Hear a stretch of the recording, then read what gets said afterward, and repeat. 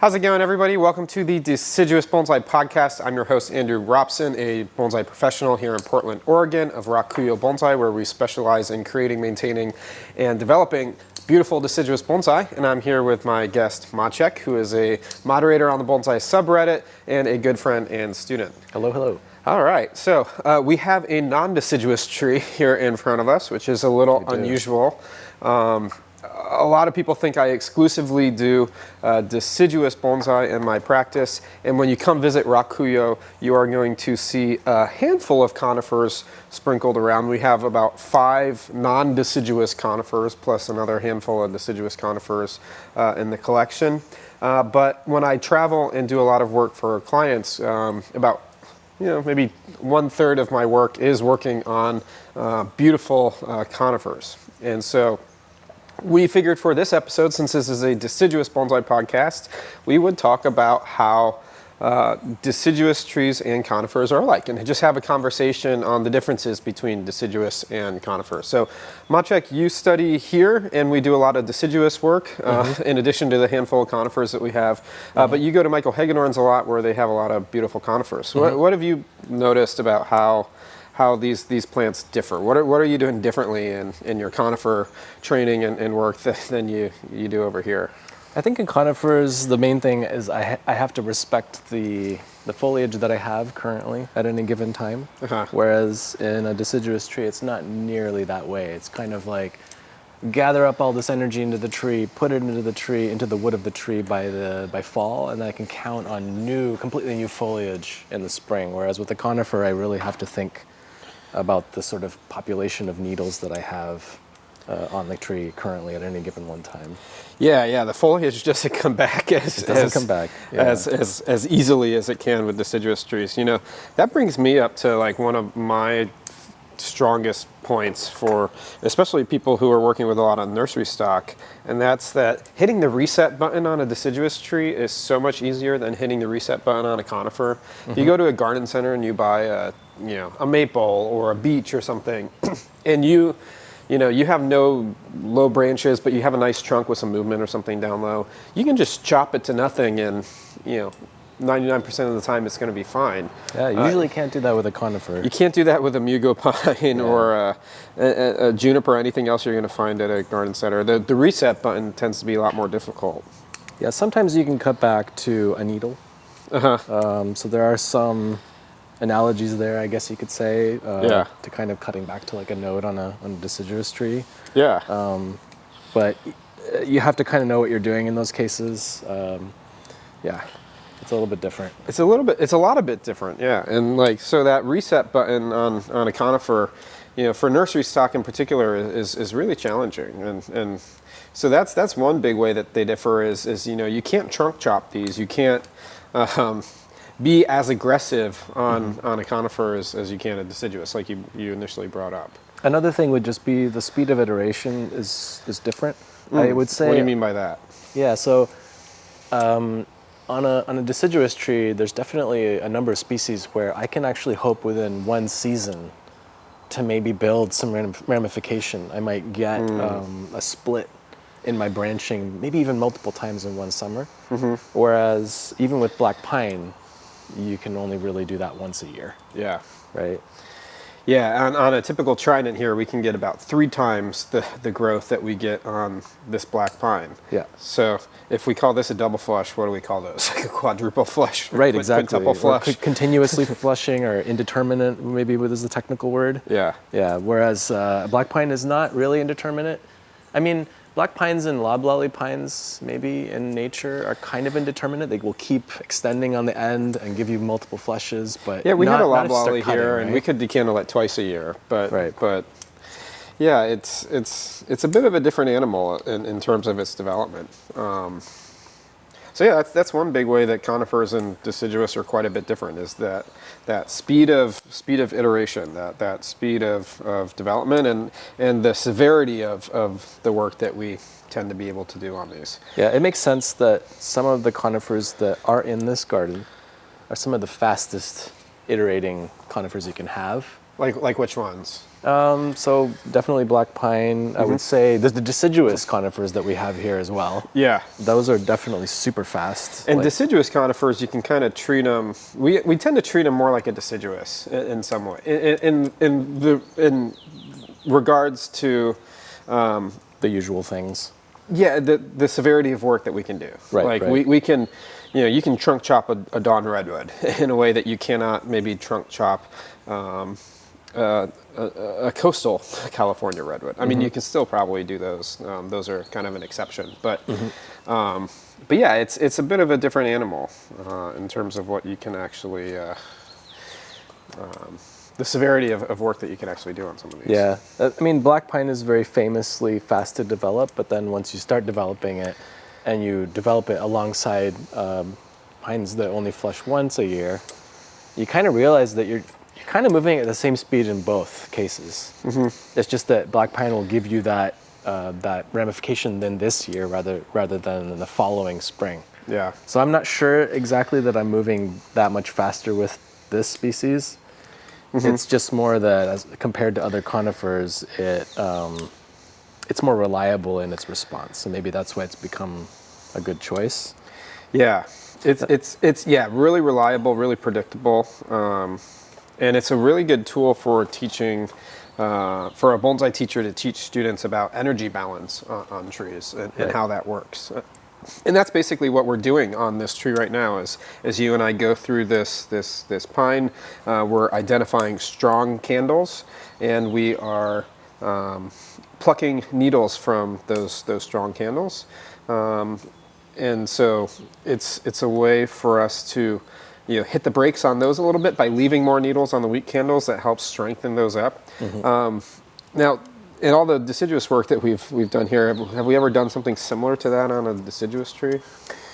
You could say a lot of the things that we do regarding like leaf reduction or leaf removal, a lot of those things have analogies within black pine. It's almost as if black pine can represent several layers of different deciduous sort of leaf reduction modes. It can represent leaf cutting, because some people, when they do shohin especially, they'll cut the needles. You can do partial defoliation. You can represent that here. You could represent full defoliation as well.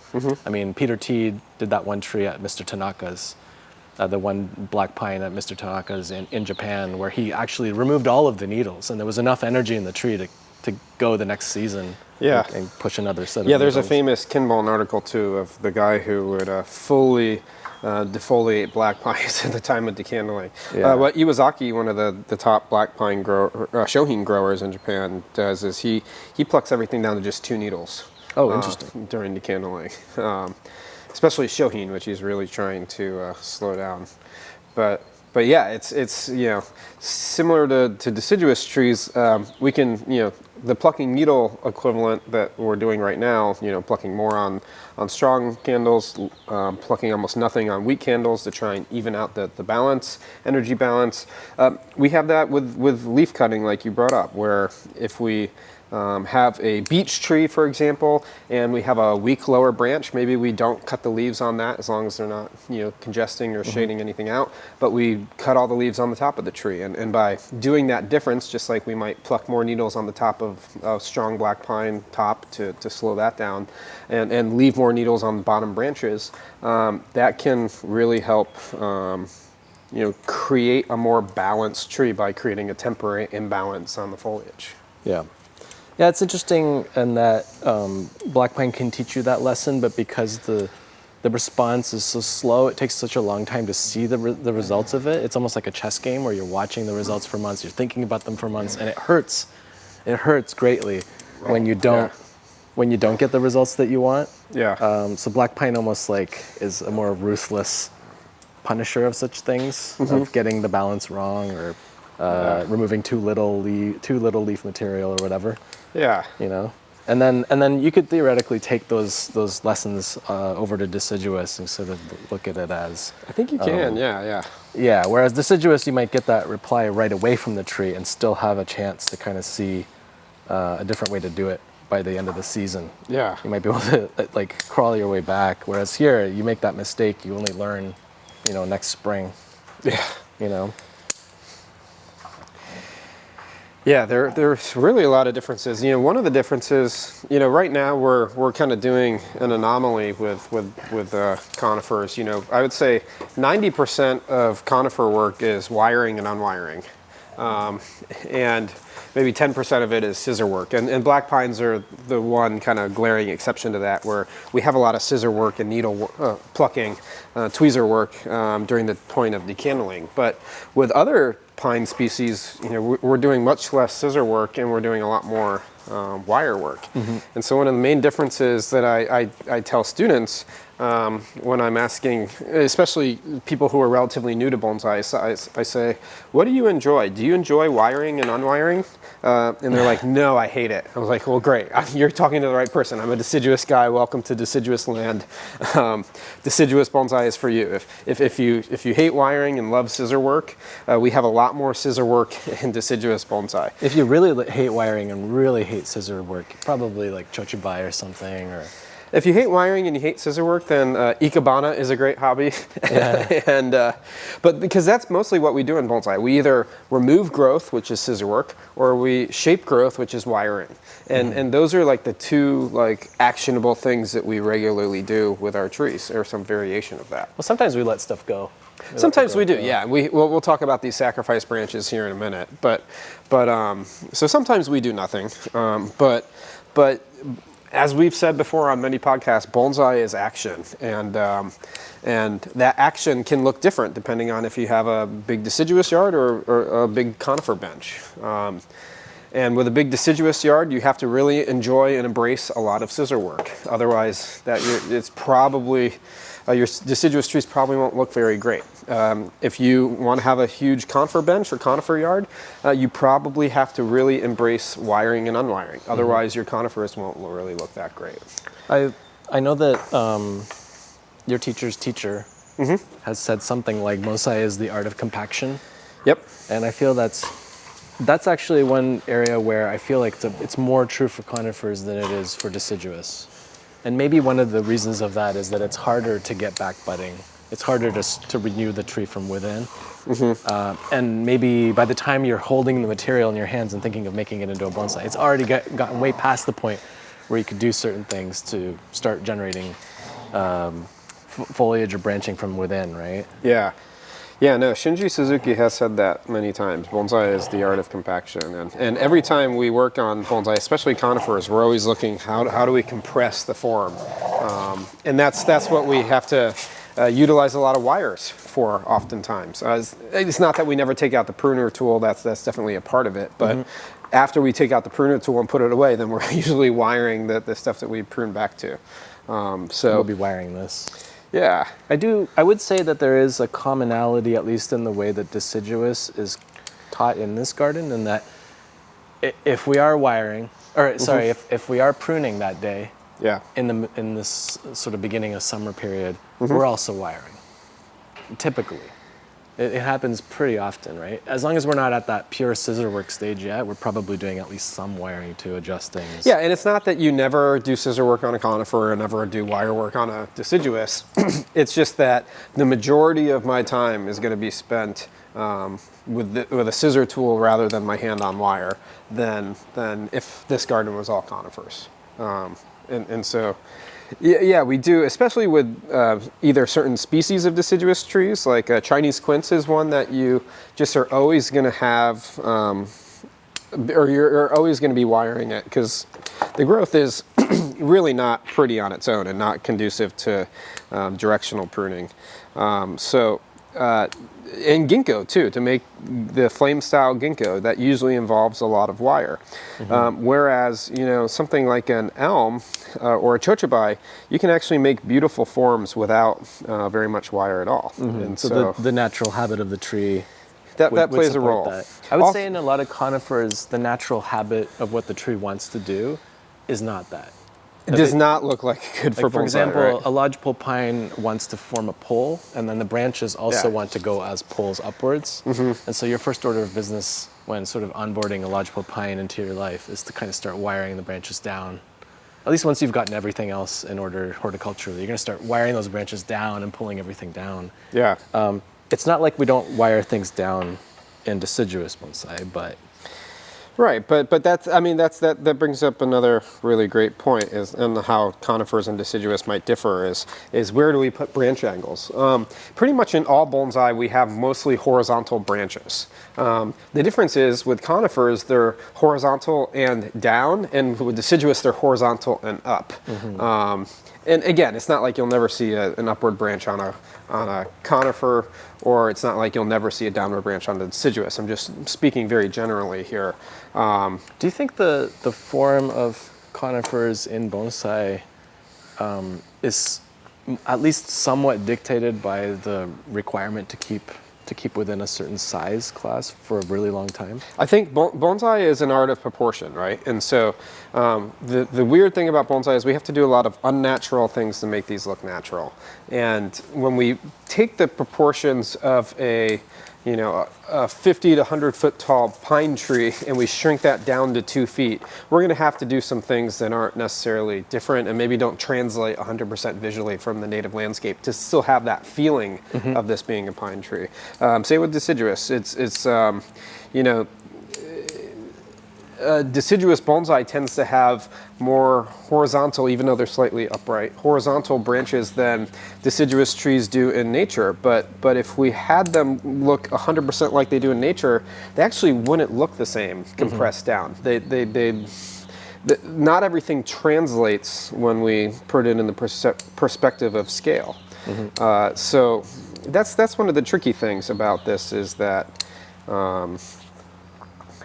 Yeah, it's once we shrink things down to our bonsai proportions, the rules have to change a little bit because the rules that apply to a 200-foot oak that this garden is surrounded by, or several of them that this garden is surrounded by, I can't just mimic 100% of what I see and get the same results down low. And that's something that's true for both conifers and deciduous, I think. So, yeah, it's a tricky thing. Yeah, this reminds me of a joke that I often repeat with Carmen Leskoviansky, our friend and fellow student of Michael Hagedorn, is that after you learn enough black pine and also you learn some things like azalea, you start to kind of mutter to yourself that maybe everything is like black pine. And one of the things that you learn in black pine is that you get up for free. So you have to pull branches down. Yeah, but actually I've learned that in deciduous as well for many things. Right? And a lot of the things that we say, are black pine things are really just tree things or bonsai things. And because black pine is one of the most studied and talked about and tree like common trees that people work on, like it's a great kind of role model for all of these things that might manifest themselves in other ways with our deciduous trees and with just about everything else. Yeah, among conifers, it seems to be one of those species that's just been zoomed in on so close. I have this theory that every tree species, conifer or deciduous, could have a culture around it that is just as detailed as black pine's culture of knowledge. I think so, yeah. Except that maybe we don't zoom in on it nearly as much, or it hasn't been historically because there just hasn't been as much focus on getting it right. And when you get this species wrong, it goes really wrong, and it's from the perspective of like Japanese exhibitions, it's wrong enough to be useless for an exhibition or for trade. Yeah. And so maybe that's why they zoomed in so much. But like really, maybe every species should have been zoomed in on, or should be eventually zoomed in on just as much as this species has. Because then we would realize that maybe every species has something to teach us about bonsai in general, right? Yeah, no, I think that's totally right. And I think, well, I think a few things. I mean, for one, the aesthetics that are applied to black pine, which we can talk about for a minute, this very black pine style. Another way of saying that is just very idealized bonsai style. We just see it manifested in black pines most commonly. This is that, key branch, side branch, back branch, kind of triangular form, sumo taper, movement to the trunk, Myogi style kind of tree. That style, can be manifested in a trident maple, equally as successful as a black pine. It's kind of the blueprint in bonsai design aesthetic that you can always take anything to. It's something that you can do on any single species, is you can apply that very idealized style, which we see most commonly in black pines, and has a very long traditional form. You can look at photos from, the 1600s where people were trying to make their black pines, look like this, and they had detailed drawings of what these things looked like. I also see some very old drawings of black pines that were grown in those times in pots that look more like black pines do in real life, where they're just kind of upward Bunjin-esque. And I wonder sometimes whether they adopted this style because they needed to sustain a small canopy over time. That they had to pull things down, they had to compress it in order to do anything. And wire, I think, took a while to get established, I think. Yeah. I'm not sure about that, but yeah, wiring was not common, early on in bonsai. That's a development of the last 100 years or so. And right. and think about it too, is maybe black pines get more emphasis because, keeping a Japanese maple alive in a bonsai pot in the year 1600, can you imagine the water demands that would need when there's no plumbing systems? There's not a hose faucet. Somebody has to run down and... Yeah, you need to live by like a creek or something right. versus keeping a conifer alive. I think that's one of my theories on why we see so many more conifers when we look backwards. And maybe that established the trend of longevity and everything else. Yeah, I think about that. I saw a study recently talking about, this is not related to the episode content nearly as much, but there was a study from China, like an academic paper that just came out a few weeks ago, and they're talking about how there are 8 species of trees in China that only exist in Buddhist temples. And the Buddhist temples generally, there's like 50,000 Buddhist temples or something like that in China right now. That are repositories of old trees, and most of them are conifers. The really old examples. Yeah, temples, even in Japan, that's one of my favorite places to go to study nice trees. Is going and seeing beautiful old ginkgos, which all look like flame style.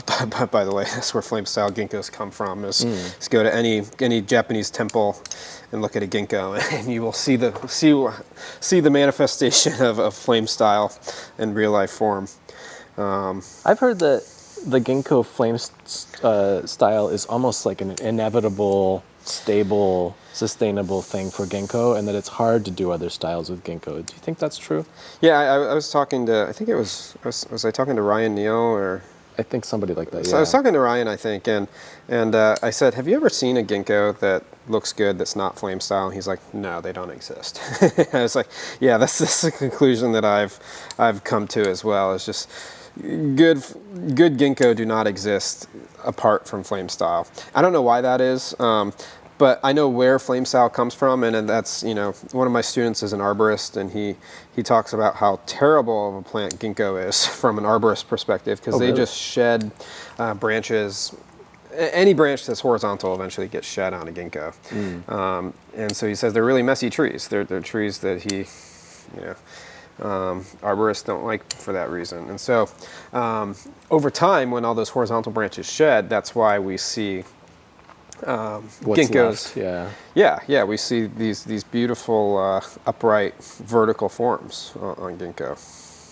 Yeah, I feel like there's some form inevitability in conifers as well. Though it's a bit more subtle than just like flame versus this versus that.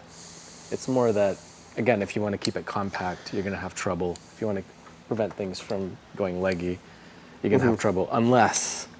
And if you lean into the upward natural habit of these things, you're going to kind of run out of room very quickly. Yeah.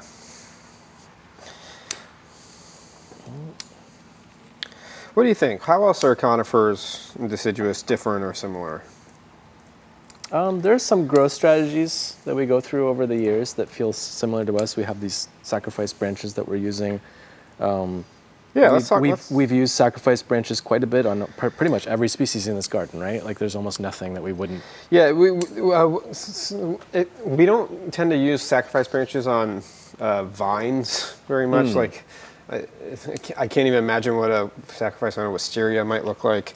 But like run it over your garage. yeah. Decoratively. Yeah, maybe Yeah. growing onto the shade cloth structure. But maybe but pretty much all the trees in the garden, maples, Japanese maples are very common for sacrifice branches. In fact, more Japanese maples should have sacrifice branches utilized than what actually are.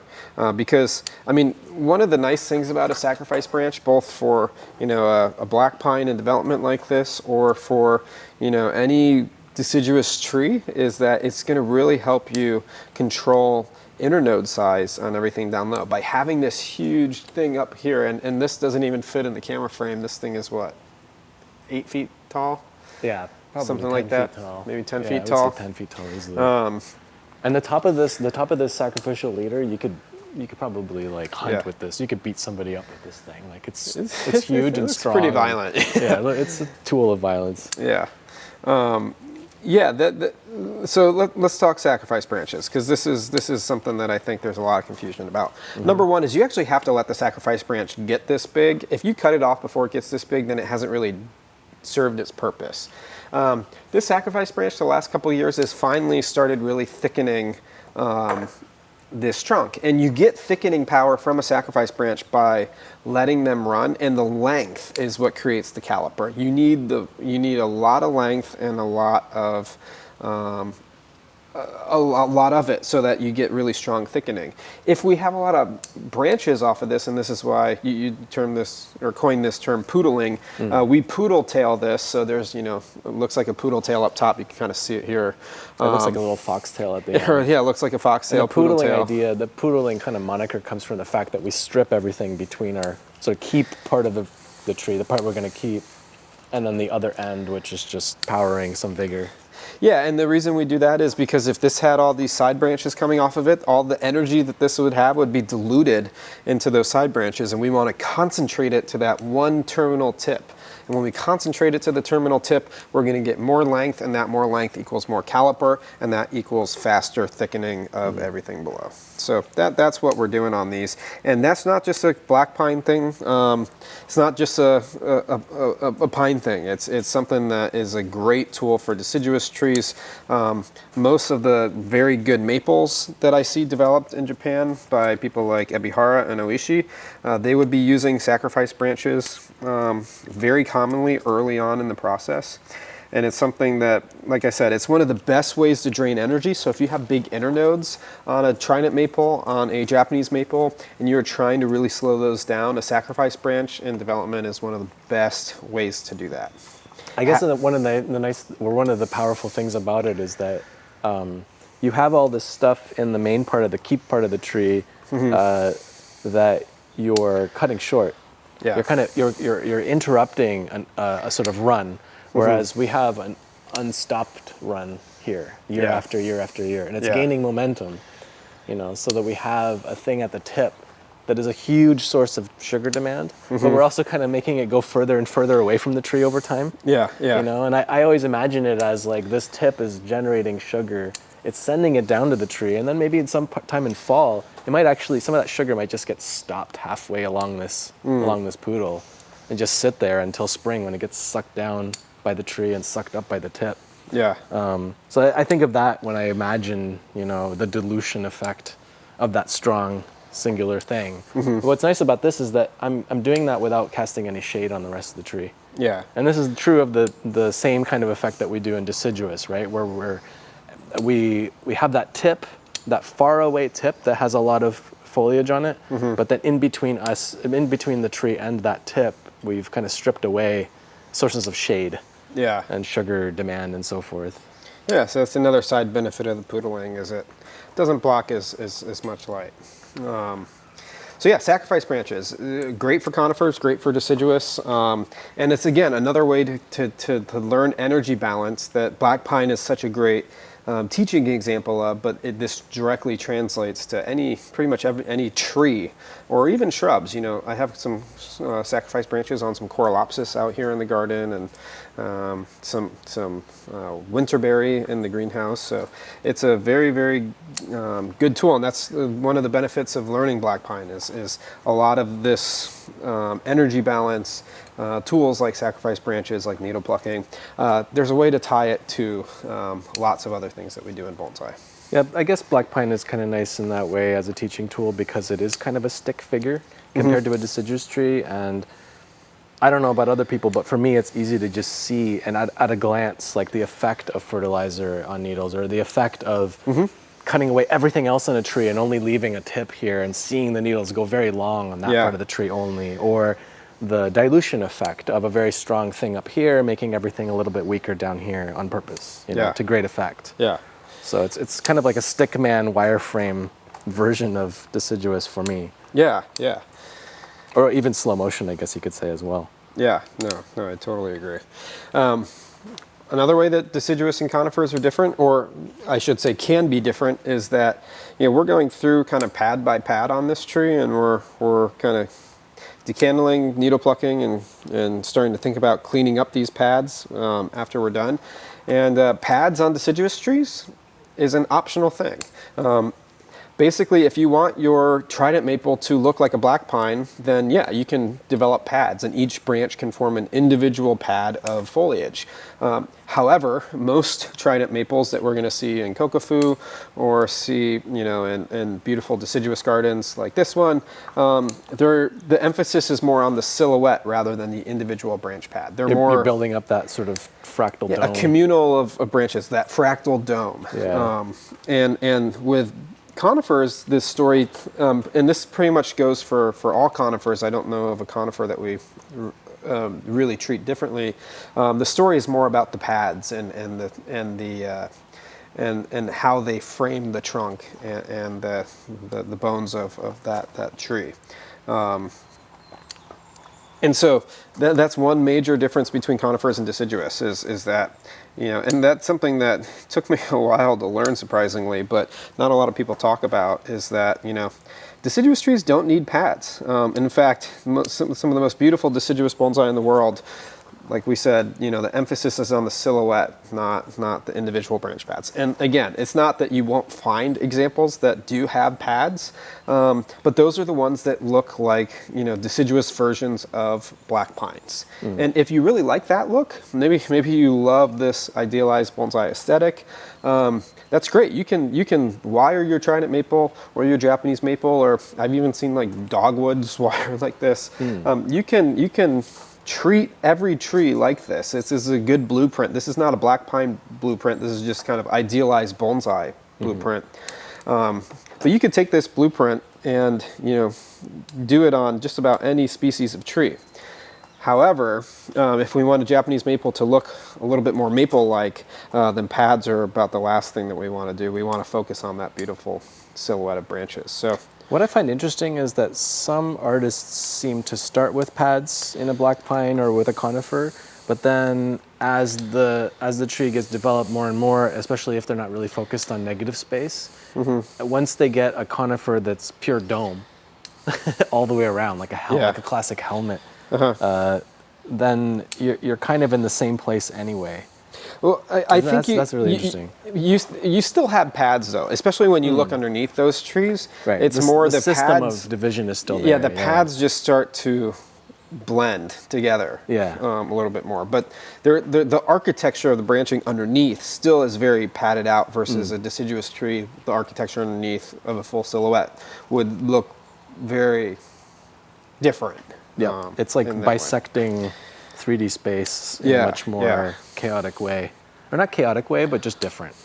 Just different. It's less about floors and shelves, as they're called in Japanese, but it's more like about sort of space partitioning in a weird way. Or volume partitioning almost. Yeah. Kind of a nerdy way to talk about it, but it is kind of a nerdy thing inherently. Yeah. What else? Well, how else are conifers and deciduous different. We can talk about shade cloth. We have some shade cloth behind us. A black pine like this, we love giving a lot more sun than our maples and all of our other deciduous friends. However, speaking about shade cloth, one way that conifers and deciduous can be similar is a lot of people around the country, a lot of my colleagues, a lot of very good bonsai collections are starting to think about using shade cloth, not in the same strength, but using shade cloth for conifers. If you live in a very hot place, maybe throwing up 20% shade cloth during, the 3 hottest months, when you're, in high 90s or hundreds, can actually really help a conifer that I found. We're starting to do that with some of my clients around the country who, I have a client who has one of the better black pine collections that I'm aware of in the US. And we put about 20% shade cloth over the black pines for the hottest 2-3 months of the year. And they look so much better after we do that. Same thing with junipers like Shimpaku. Like in full sun and really high intense heat, they can look a little bleached out. Under 20% shade cloth, they look great. And here at RAKUYO, we have 20% shade cloth over our conifers as well, so that it just takes the edge off during the very hottest months of the year. So you can definitely get on black pine and on lodgepole pine, never mind much less sun-loving conifers, you can definitely get some of that. I don't remember what the name of this effect is, but it's an effect studied in forestry where, like, if you have a really dense forest and you cut down every tree except for the one tree, and suddenly it gets sunburn and all the needles will turn yellow. Yeah. You can get that. You can get that on a south-facing garden like mine against like a really bright wall. And the thing that we tend to always forget about bonsai is these are not the same as trees in the ground, right? Like these are growing in shallow pots. Like we can't just because a pine, pines might do great, on a rock cliff and south facing full sun, right? Does not mean that once we put it in a bonsai pot, the same rules apply. So yeah, you might have even found that conifer in that location and then bring it back down to the valley and realize it doesn't work out the same way. Not enough bandwidth from the roots or whatever, right? That's right. Yeah. Different climate at night too. Probably. Yeah. So because being a bonsai pot is a slight stressor to a tree, especially when we have extreme weather events. Using that shade cloth can just give this, even if it's just 20%, can give this a little bit of buffer. So for the hottest few months, if you do have a lot of conifers in your collection, it's a great way to just take the edge off during the summer. All right, I think we're getting this fairly well decandled here. I've really enjoyed growing this tree. One of the ways I think deciduous and conifers can be similar is that, with so often when I think of high-level conifers, I'm thinking of Yamadori. And the way that we build young conifers is very similar to how we build young deciduous. We talked about the sacrifice branches that we employ. Oh, the same fundamentals of wiring early. Getting good shape built into the tree before we get a lot of thickening. Working on the roots, getting those nicely situated before we get a lot of thickening. Setting up a good foundation. A lot of that's very similar to deciduous. Once we start amplifying growth, we want to have good quality below what we amplify. Otherwise, we're amplifying mistakes and we're amplifying things that don't necessarily look too great. So another way that they're a little bit similar.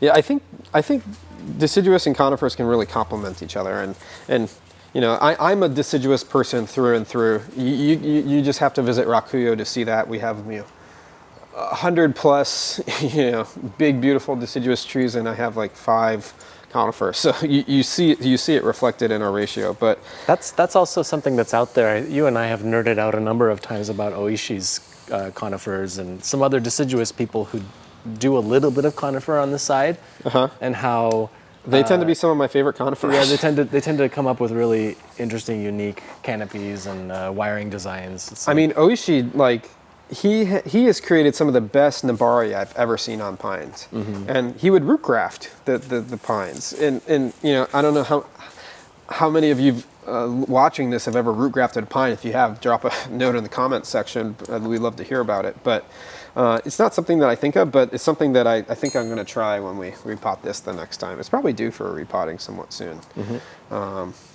But yeah, it's just really interesting to see the approach of how you build a tree can be quite similar, regardless of whether it's conifer or deciduous. The way that we heal wounds, very similar on both conifers and deciduous. Management of the live vein is pretty much the same, but again, it feels more catastrophic in some ways on conifers, feels more catastrophic in other ways on deciduous if you get it wrong. So you're kind of learning the same lessons, although a black pine will give you so much more leeway to rescue that live vein and heal that wound, and maybe you'll go back and think about it differently with a deciduous tree, or vice versa. Definitely a lot of like cross literacy there in wound closing.